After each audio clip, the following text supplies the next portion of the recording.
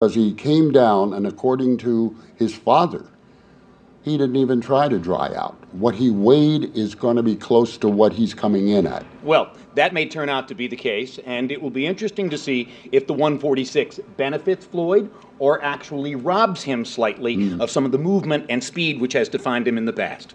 So, Bert, looking at the significance of tomorrow night, Floyd Mayweather has instituted something of a media war in the last 2 or 3 fight appearances, picking out those reporters who he feels do not give him enough credit. And at the end of the day, it sounds to me as though he won't feel as though he's gotten enough credit until we say that he's the greatest fighter of all time. Which he says. How strong is this argument?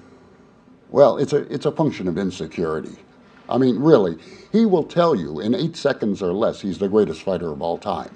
And when I bring up the name Sugar Ray Robinson, he will say he lost.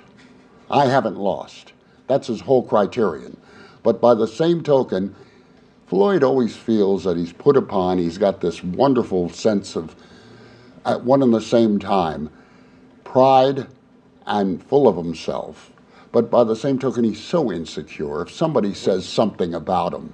When Ray Robinson lost, at the same number of fights that Floyd now has in his career, Ray Robinson had 1 loss. It was to Jake LaMotta, an all-time great middleweight, in LaMotta's prime, and Robinson probably gave up about 15 pounds in that fight. Robinson was a natural welterweight who knocked out middleweights with 1 punch. And then he beat LaMotta 5 times No, after. and you know what the PS to that is? 3 weeks later, he turned the tables. He beats LaMotta 3 weeks. In the same ring. We're talking about old-time fighters, guys. I mean, one of the fascinating lines in 24/7 tonight was Floyd Mayweather looking at the camera and saying, "I love contact." Surely that raised a lot of eyebrows among ringsiders who have watched him fight. In a theatrical sport, which relies on risk and the perception that fighters are at risk and in danger in order to achieve its greatest entertainment value, is a clinical safety-first fighter like Floyd Mayweather truly a great fighter?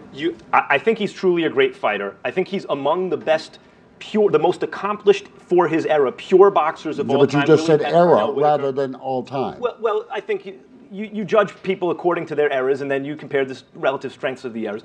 But I would say this. You mentioned perception. Floyd has already lost that fight because Marquez is a dangerous opponent. I know Floyd is naturally bigger. It is true. Marquez is 36. Marquez cuts, etc. But Marquez, in many people's estimation, beat Pacquiao twice. He was a more accomplished lightweight than Pacquiao, knocking out Juan Diaz and Joel Casamayor at 135 pounds. And now he's moving up to fight Floyd. I mean, Floyd is not taking on a cupcake here. So the perception, Floyd's already lost the PR battle because the greatest indictment of Marquez as an opponent is simply that Floyd will fight him. The perception is Floyd cherry picks. And so in that way, style aside, he doesn't have the most crowd-pleasing style. He's lost. Floyd's best argument for greatness is his 39-0. I guess the heart of my question is, in a sport like this, is the 1-loss record really the be-all and end-all of where you are? Oh, come on, no. In fact, you've got several great fighters. Henry Armstrong, we mentioned. Benny Leonard, who lost their first fight. So it's not the winning and losing. It's more whom you fought and how you did against other greats. You must rub against other greats and beat them. What do you think that Marquez accomplished with the theatrical ploy of drinking his urine on 24/7? It's not going to become a fad, but I can hardly wait to the post-fight taking of urine to test for drugs. And all Marquez has to do is spit in the cup. Do you think that he got across with that ploy? It seemed to be an attempt to show Mayweather his commitment to the fight and to possible violence. I think he spooked Mayweather. I think Mayweather was like, the same reaction we all had, right? Like, damn, this guy really wants to win. And really, that's the takeaway of this 24/7. What people will remember from this 24/7 is Marquez drinking his urine. I mean, if we remember nothing else, we will remember that. Less than a minute, respectively, from each of you. What happens in the fight?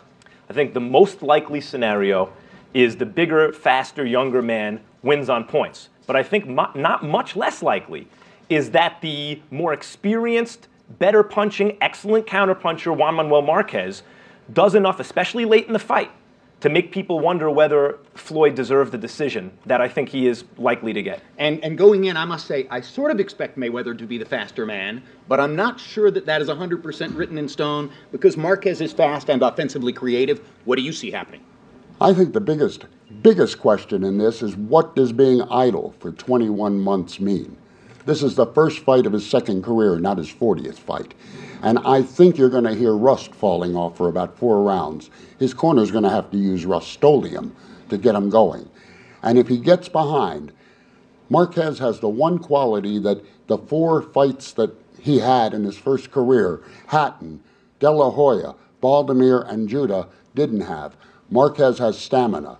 The question is, will, after 21 months, Floyd Mayweather have stamina coming down the pike? Fascinating fight. It's live tomorrow night on HBO pay-per-view from here in the MGM Grand Garden Arena in Las Vegas. A couple of pretty good fights on the undercard. Rematch between Chris John and Rocky Juarez. Their controversial draw from earlier this year in the featherweight division. Lightweights Michael Katsidis and Vicente Escobedo in a great matchup of a brawler versus a physical boxer. And, of course, the main event by 8 o'clock Pacific and 11 o'clock Eastern Time. Floyd Mayweather and Juan Manuel Marquez will be in the ring, and we'll be there to bring it to you.